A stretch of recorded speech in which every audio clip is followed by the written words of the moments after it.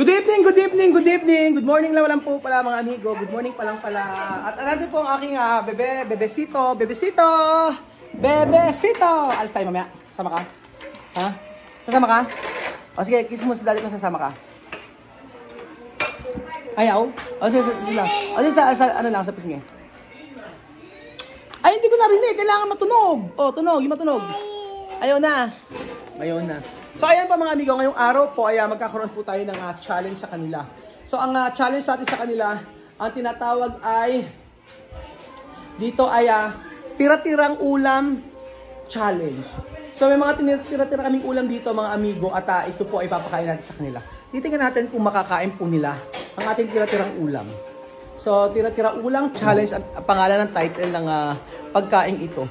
So ang makakagawa ng challenge ulam kasi namin mga amigo talaga ay tira-tira lamang. So, titingnan natin kung kakainin nila yung mga pagkain tira-tira na to. Huwag choosy. Mahirap magluto. Hindi, ngayon kasi, pero may piniritong ulam, piniritong isda, kakainin nito. Gusto nila, paborito nila ang ano. Hi! Good morning! Ay! Good morning! Kona, puwersa!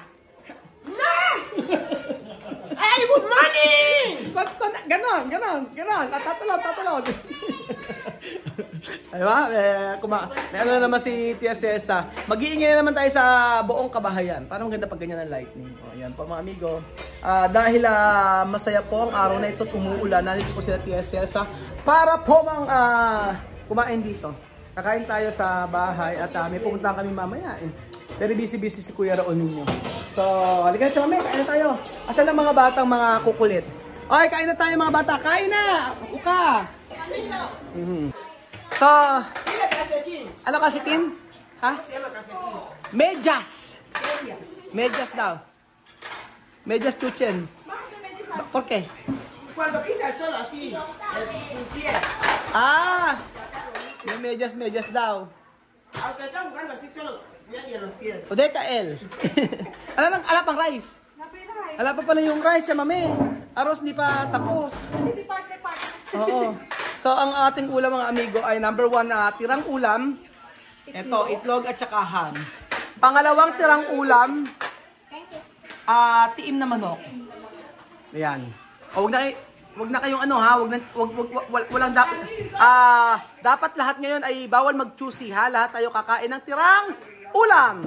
And then ito mga amigo, meron tayo dito ang tirang tinumis o dinuguan. Tapos meron tayo ditong pork steak. Pork steak ba tawag dito? At syempre itong isda. So ewan ko kung ano ang kakainin nila sa lahat na yan. Pero dapat ay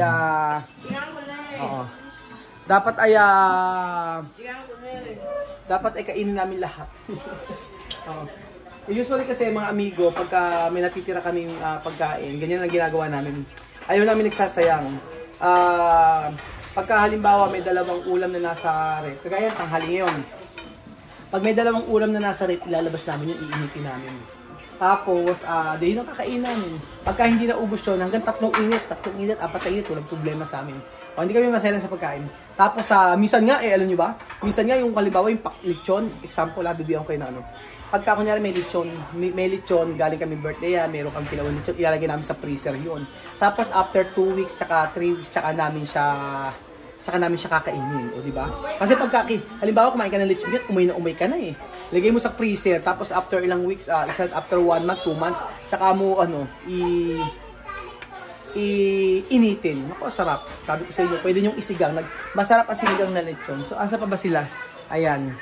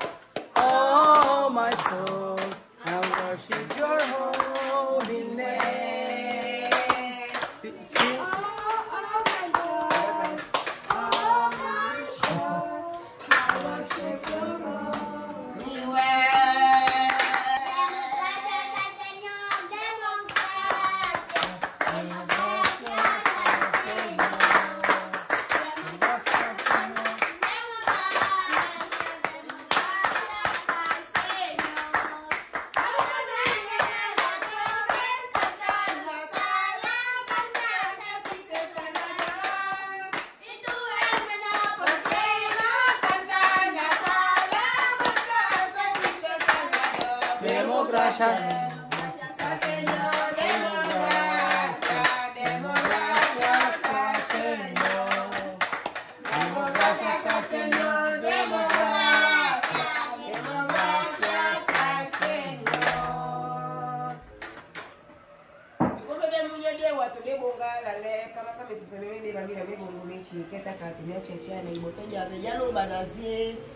Nanyo iyago Maria na Yesu na hango kose panga kawazi kwa bale wala na wala wazi kwa ndidi na iboko Espiritu Santo hizi mendiga na kiwecho wazi kuna ndidi ya kama chiame mada makufunga kuwache kama taka wachunguni edi na Yesu yeye amen Amen! Komen. Kain na, nana. Mama, komen. Ayan. Eh, yung rice natin nyo, arroz. Yun yung rice ko sa'yo. Shirataki rice, hindi ko rice. Ano ba, Silvian? Ano, okay ba? Okay, klase? Finish. Okay ba? Okay, kain na. Okay. May pitate. Nagawa na sa akin. O, ayan, di ba? O, yung mga pangat natin. Pangat na ulam, pangatlo. May rice. Meron ba rice doon? Ito panga. Pangang yok init. O, pangatlong init. Mina. Kain na kayo. Okay. Kain na, kain na, kain na. Sige, kain na kayo. Mami, kain na kayo. Si ano? Asa si ano? Si Mami. Jose, sige poge. Kain na. Chuchan, kain na. May masarap ang pork steak kapag pagka pangatlong init na. Mas maano. Oo. Saging daw. Saging lang ulam ni Chuchen. Chuchen, saging ang pagkain mo? Bakit saging? Kain na. Busog pa ako eh. O yan, para, ay mas aros. O, para Tia Celsa. Pangatlong init kapag kain na. Makigulo ka na sa amin. Okay, ka na. Okay, busog pa. Sayan pa. Hoy, ano? Kain na. Ito, panga. Ano? Panga. Anong pango? Bango. Sit down. Si Chucha ng ulam saging. Amir, dito ka. Anak, dito ka. Dito si Misma. Misma, dito ka. Mas maganda. Misma, dito ka na lang. Dito ka.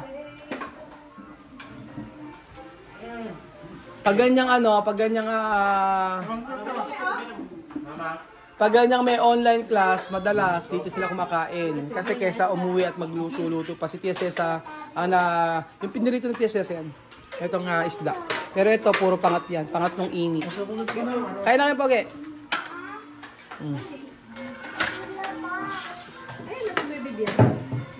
Ano si Kuya Bibian? Ay, Kuya Bibian, kain ka. Kain ka ng ibang ulam.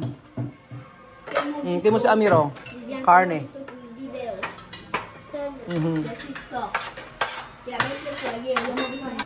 O, ayan.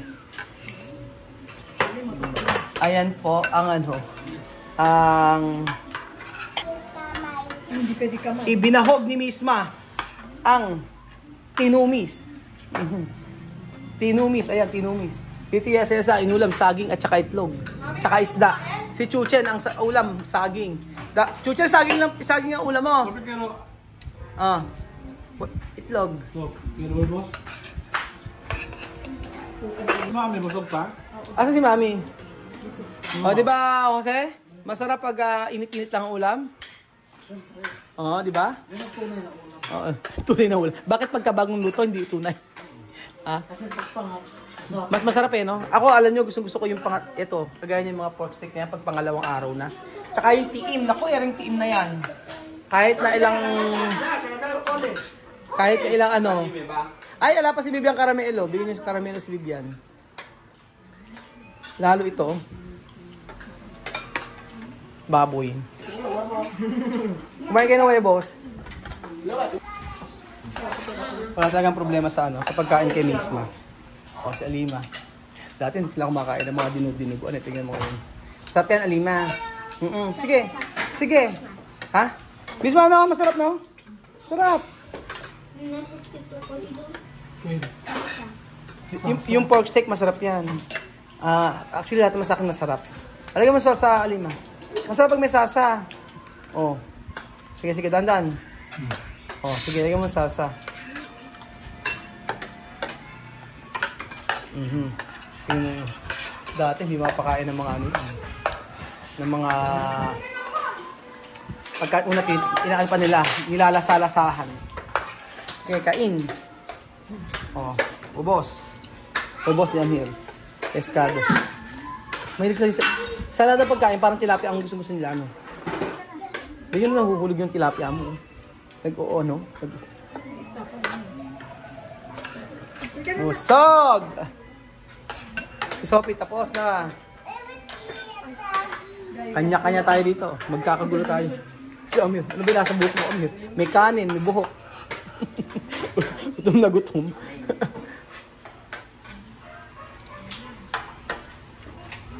Alima, okay ba yung sauce?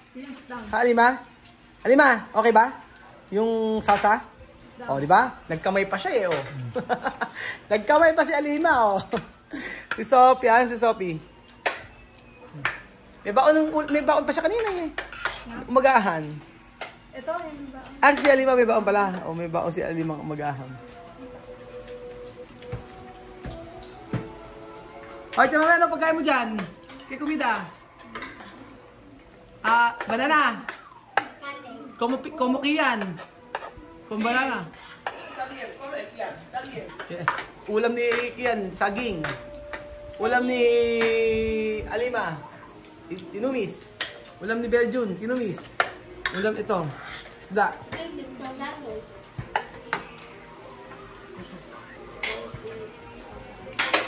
O, kumain.